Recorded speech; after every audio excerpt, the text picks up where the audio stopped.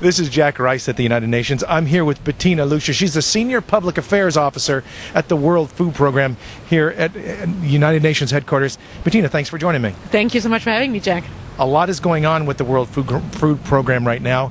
I'm just back from Darfur, from South Sudan, and I saw WFP stuff everywhere there. But there's a huge thing going on in Rome right now, right? Right. I mean, we are all over the place. Darfur, we are feeding some 3 million people every day. But it's really hard work. Our aid workers and our truck drivers keep on getting attacked. 2 drivers have been killed. Scores of trucks have been taken. We've more than 30 of our drivers are missing. It's a really hard and dangerous work we are doing. And all of this comes at a time when rising food prices have made our aid operations around the world in some 80 countries really complicated. We pay, 55% more than we did a year ago. And, you and I have seen this here in the States, how prices have gone up. But we can deal with it. We just cut back a little bit. But if you're living in a country, some 1 billion people live on less than $1 a day, then there is no wiggle room. They have nowhere to go if you suddenly have to spend double the amount you have to pay from last year for food. When we look at some of the tragedies that are going on right now, I'm thinking about what's happening in China, Myanmar. How do you deal with that? How do you all of a sudden go from the 3 million here and the 500,000 there and the 100,000 over here and then say, okay, we need this much right now? And you have a sort of fast action program where you have to drop in very quickly. Yeah, we are there usually within a day or two. And in many countries, we're on the ground already. In Myanmar, we were fortunate. We had more than 200 people who had an ongoing aid operation there.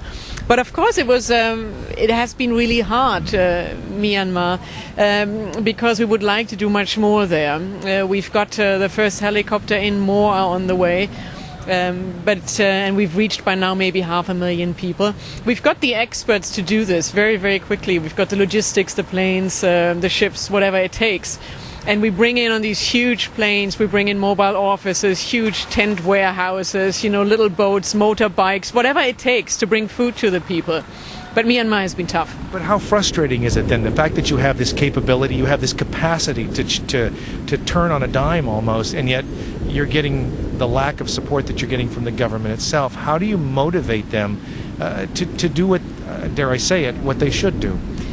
Well, we're working with them. We're talking to them, and we keep on sending aid workers in. And by now we've got visas for the people we need to have on the ground. I mean, the motivation is of course to help. All we ask is help us, help you.